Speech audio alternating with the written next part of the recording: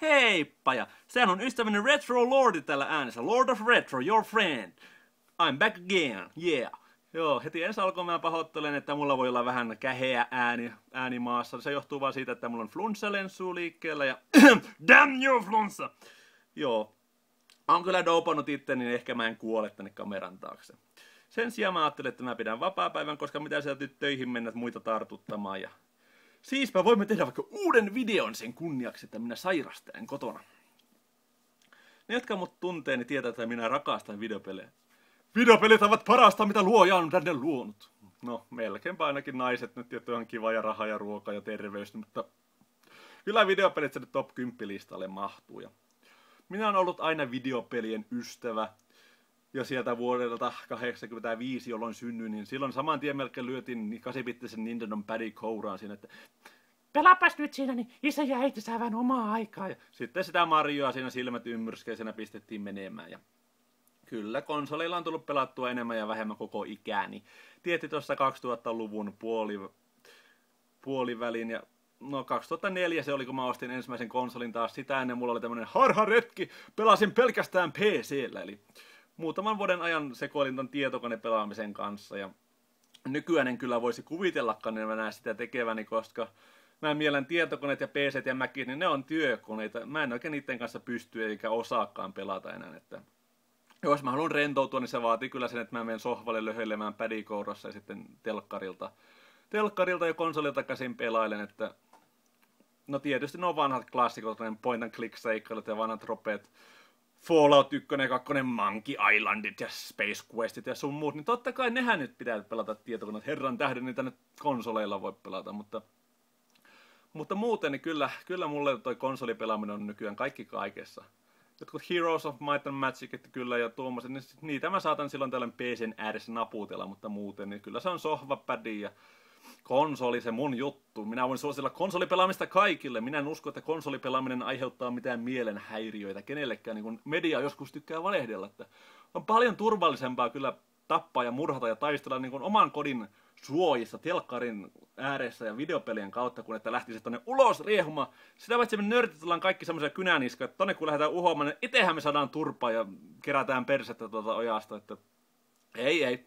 Pysytään kotona ja pidetään kotona sitten tämmöiset tappo-orgiat mieluummin vai mitä? Joo. PC-harharetki olen tosiaan tehnyt, mutta niistä sitten paraanin. 2004 hommasin GameCuben, se oli silloin mun ensimmäisen konsoli. Sen jälkeen noita on kertynyt uutta peliä, vanhaa peliä, pippeliä. No on kuitenkin kertynyt pelikonsoleita, jos jonkin näköistä.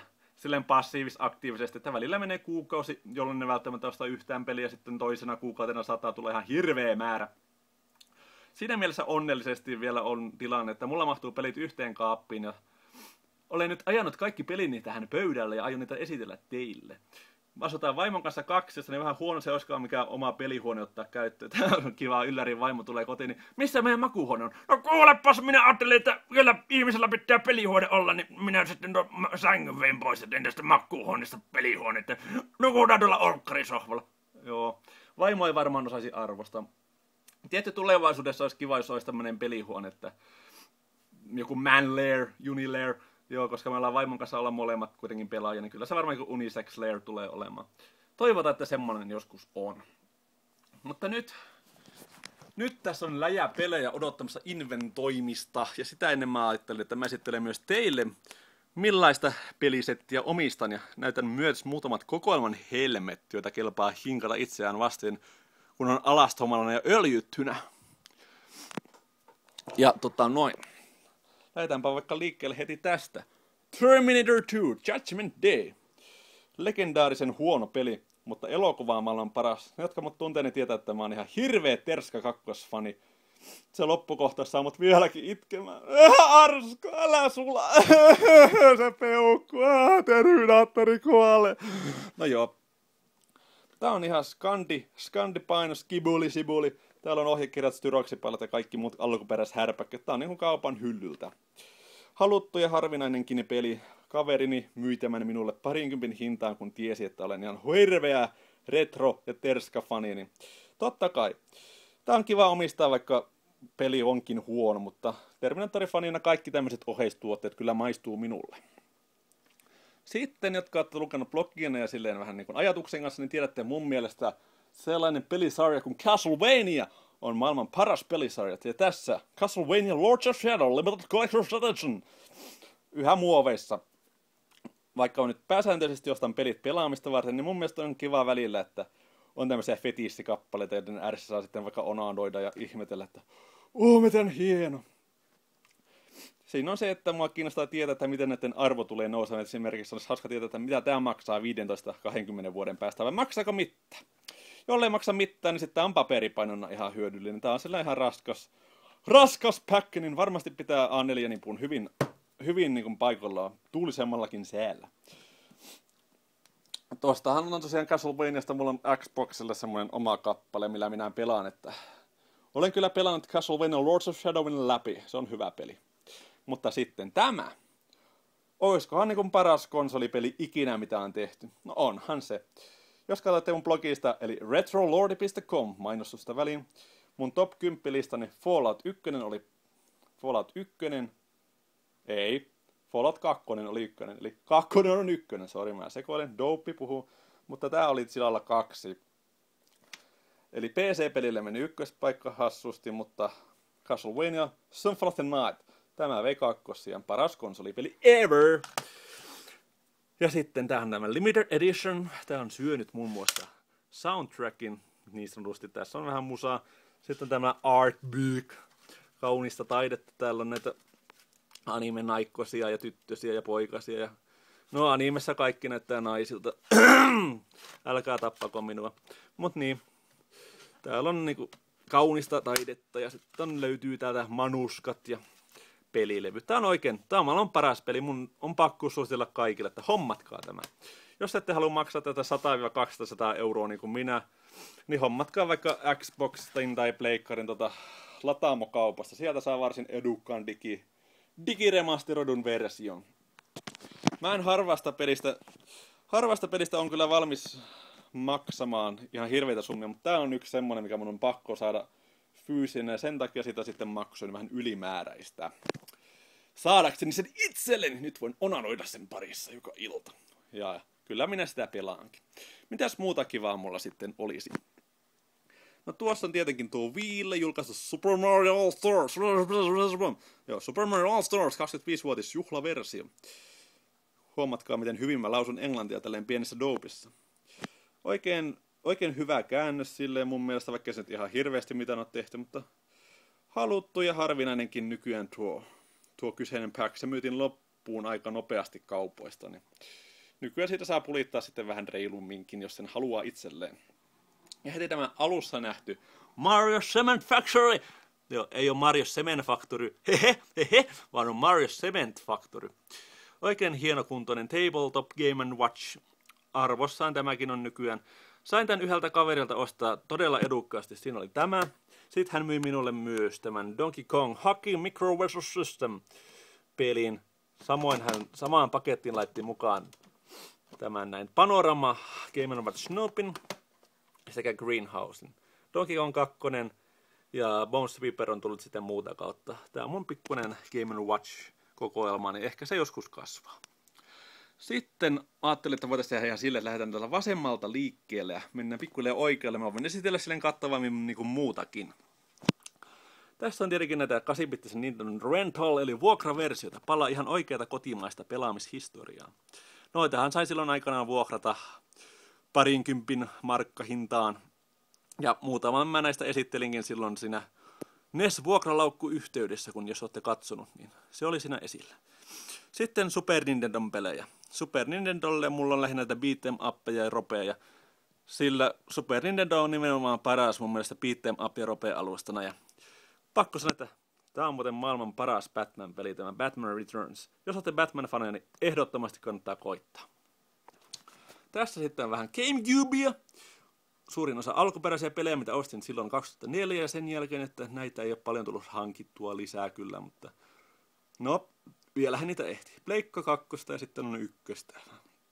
Niiden vieressä pari hassua Commodore 64-peliä, PSPlle FIFA, hyi, toi tuli kaupan päällisenä konsolin mukana, sitten on Mega Drivea. Siinä on muutamat klassikot ja sitten on näitä lapsuuden pelejä, mitä silloin kakarana tuli pelattua itsekin. Nintendo-pelien takana on muun muassa Ghostbusters ja Cyber Justice ja Chagania. Tässä sitten Nintendolle 8-bittiselle. Nämä on kaikki, mitä mulla on, niin on Scandi-versiota. Kyllä, minä olen materiaalisti hölmö hassu keräilijä, joka tykkää Scandista. Tiedätte, jos joku haluaa keräillä näitä muita Euroopan versioita, niin se on ihan ok. Mä itse tykkään siitä, että on niinku se suomalainen painos, mitä täällä on myyty aikoinaan. Niin mä arvostan sitä. Pitää olla. Parista puuttuu ohjekirjat näistä, mutta muuten ihan niinku sibuleita ja skandeja, täydellisiä. I love them. Tuolla näkyy Skyrim. Yksi parhaita nykykonsoli-sukupolven pelejä. Ihana mahtavaa, tiedätkö? Luuseja, Nintendo 8-bittisen pelejä.